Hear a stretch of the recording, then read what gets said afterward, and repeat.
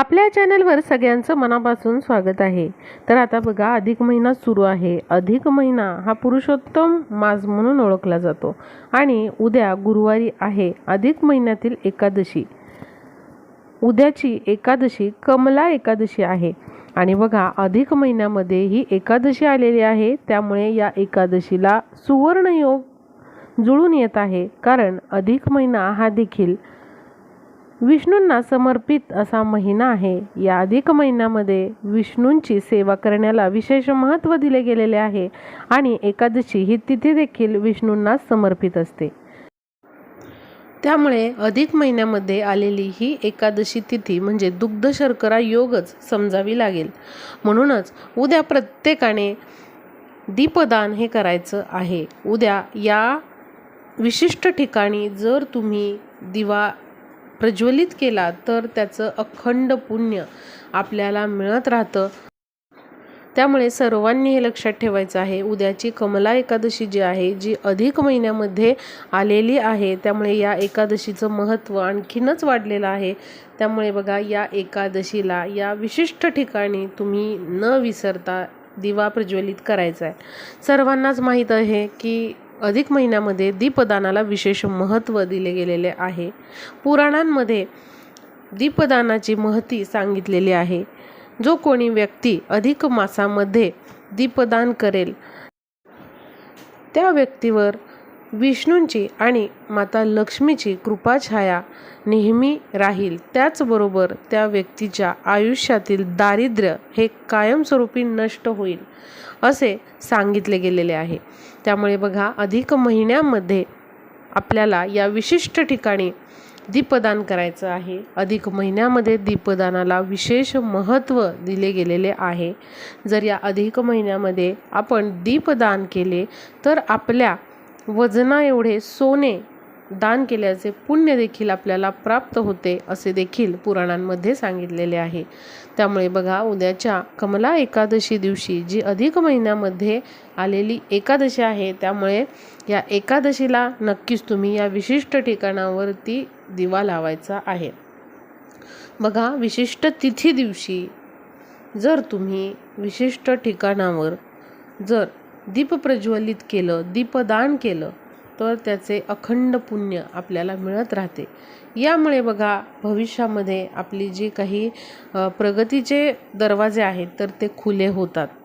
त्याचबरोबर भविष्यामध्ये चांगल्या चांगल्या संधी देखील आपल्याला चालून येतात।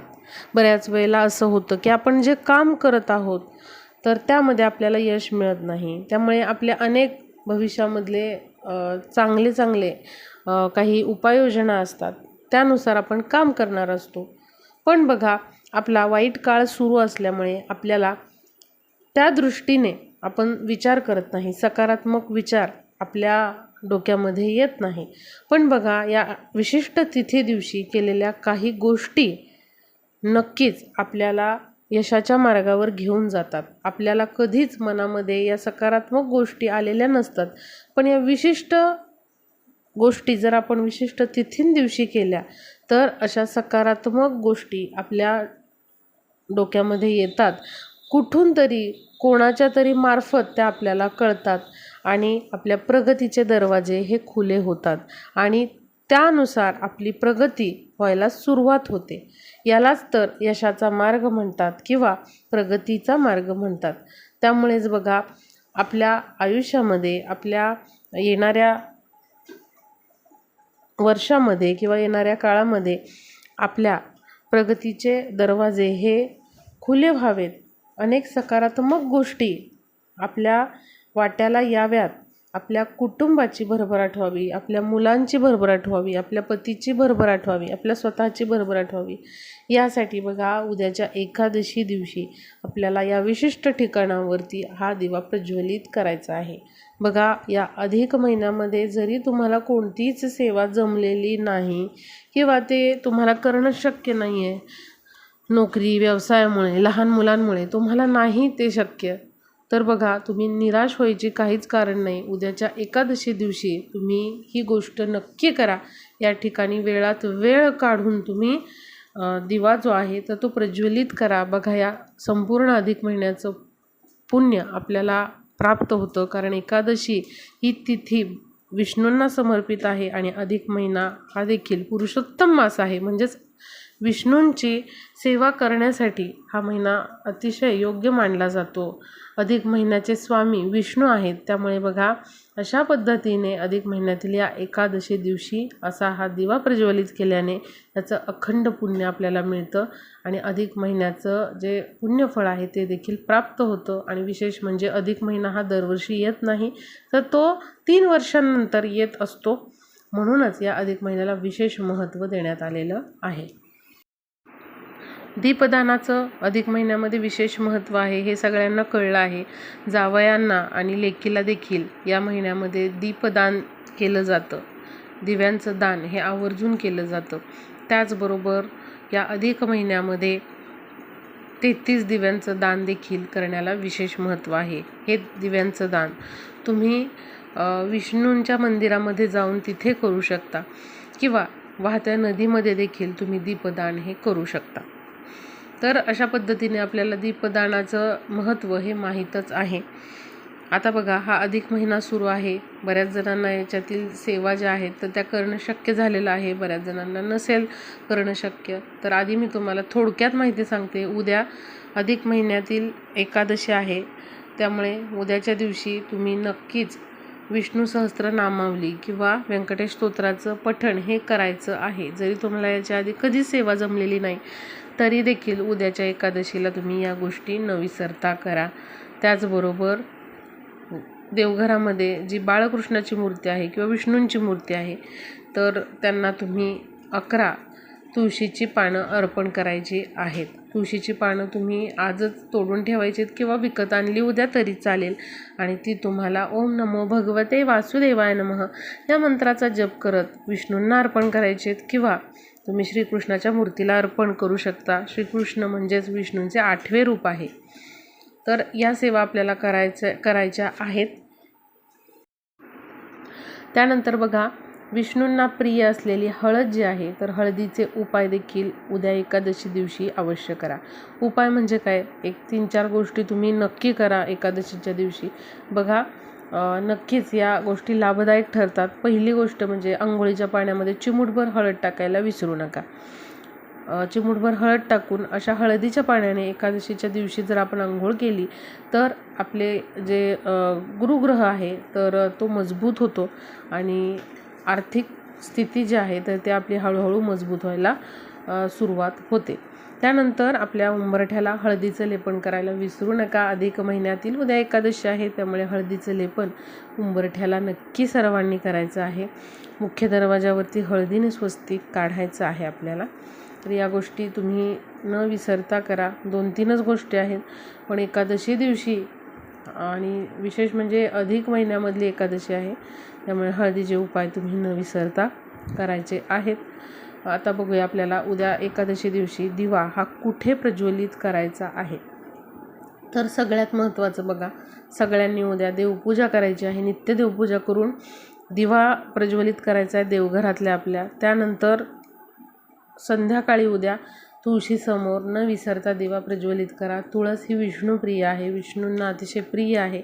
विष्णूंच्या सेवेमध्ये सगळ्यात आधी तुळशीची सेवा करणं खूप महत्त्वाचं आहे. जर विष्णूंना प्रसन्न करून घ्यायचं असेल तर तुळशीची सेवा करणं महत्त्वाचं आहे. म्हणून तुळशीसमोर उद्या न विसरता सर्वांनी दिवा लावायचा आहे. तेलाचा लावा, तुपाचा लावा, पण न विसरता तो दिवा आपल्याला लावायचा आहे. त्यानंतर बघा आता सगळ्यात महत्त्वाचं जे दीपदान करायचं आहे ते कुठे करायचं आहे तुम्हाला मी सांगते.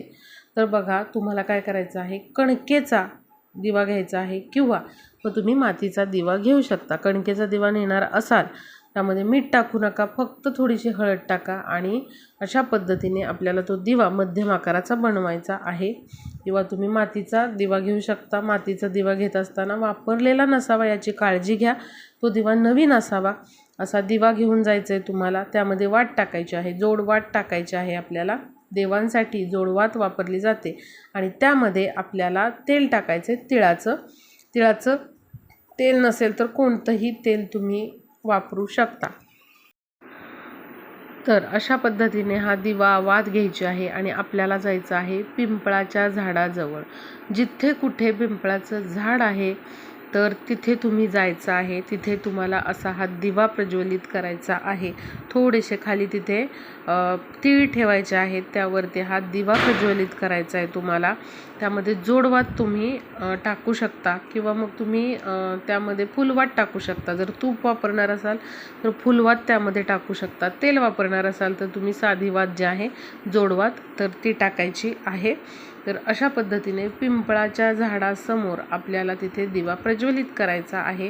त्या दिव्यामध्ये आपल्याला चिमूटभर पांढरे जे तीळ आहेत ते टाकायचे आहेत, चिमूटभर हळद टाकायची आहे आणि अशा पद्धतीने तुम्हाला दिवा तिथे प्रज्वलित करायचा आहे. आता बघा, प्रज्वलित केलेल्या दिव्या शेजारीच आपल्याला काय करायचं आहे तर थोडीशी चणा डाळ ठेवायची आहे. म्हणजे जी हरभरा डाळ असते पुरणासाठी आपण जे वापरतो ती थोडीशी ठेवायची आहे आणि त्यावर एक गुळाचा खडा ठेवायचा आहे. न विसरता या गोष्टी करा. मी सांगितल्याप्रमाणे दिवा प्रज्वलित करा. त्यानंतर त्यामध्ये चिमूटभर हळद, चिमूटभर पांढरे तीळ टाकायचे आहेत आणि शेजारी काय ठेवायचं आहे तुम्हाला, हरभऱ्याची डाळ थोडीशी आणि गुळाचा खडा ठेवायचा आहे. बस एवढंच तुम्हाला करायचं आहे. शक्य असेल तर तुम्ही अगरबत्ती किंवा धूप, कापूर हे तिथे लावू शकता. पण या महत्त्वाच्या गोष्टी आहेत. दिवा प्रज्वलित करून हरभरा डाळ आणि तिथे गूळ ठेवणे, गुळाचा खडा आपल्याला ठेवायचा आहे आणि ओम नमो भगवते वासुदेवाय नमः या मंत्राचा तुम्हाला जप करून तुमच्या मनातली इच्छा जी आहे तर ती तुम्हाला तिथे विष्णूंना सांगायची आहे. धनप्राप्ती असू द्यात, नोकरी, व्यवसाय, लग्न, संतती प्राप्ती काहीही असू द्यात किंवा प्रॉपर्टीचं काम आहे, अडकलंय काम त्यामधून तुम्हाला सुटका पाहिजे, काहीही असू दे, मुलांसाठी आहे काहीतरी इच्छा तर ती पण तुम्ही मागू शकता. मनोभावे तुम्हाला इच्छा तिथे सांगायची आहे आणि त्यानंतर 11 वेळा ओम नमो भगवते वासुदेवाय नमः या मंत्राचा जप करत पिंपळाच्या झाडाला तुम्हाला 11 प्रदक्षिणा मारायच्यात. बस एवढाच उपाय तुम्हाला उद्या करायचा आहे. उद्या एकादशी दिवशी गुरुवारी हा उपाय करायचा आहे. विशेष म्हणजे ही एकादशी गुरुवारी आलेली आहे आणि गुरुवार हा देखील बृहस्पतिवार आहे. म्हणजेच हा वार विष्णूंना समर्पित आहे. असा हा दुग्ध शर्करा योग आलेला आहे. असा हा दिवा, असा हे दीपदान आपल्याला पिंपळाच्या झाडाच्या तिथे करायचं आहे. पिंपळाच्या झाडाला आपल्याला तिथे दिवा प्रज्वलित करायचा आहे. कारण पिंपळाच्या झाडामध्ये साक्षात भगवान विष्णूंचा वास असतो असं म्हटलं जातं आणि त्यामुळे विष्णूंना अशा पद्धतीने आपल्याला काय करायचं आहे, हे दीपदान करायचं आहे आणि पिंपळाच्या झाडाला आपल्या उजव्या हाताचा स्पर्श करून आपल्या मस्तकाला आपल्या उजव्या हाताचा स्पर्श करायचा आहे. तर न विसरता उद्या सगळ्यांनी या अधिक महिन्यामधल्या एकादशी तिथीला हा उपाय करा. सकाळपासून संध्याकाळपर्यंत तुम्ही 5-6 वाजेपर्यंत कधीही हा उपाय करू शकता. व्हिडिओला जास्तीत जास्त शेअर करा म्हणजे सर्वांपर्यंत हा दीपदानाचा व्हिडिओ जो आहे किंवा दीपदान उद्या आपल्याला कुठे करायचं आहे, कुठे दिवा प्रज्वलित करायचा आहे हे समजेल. धन्यवाद.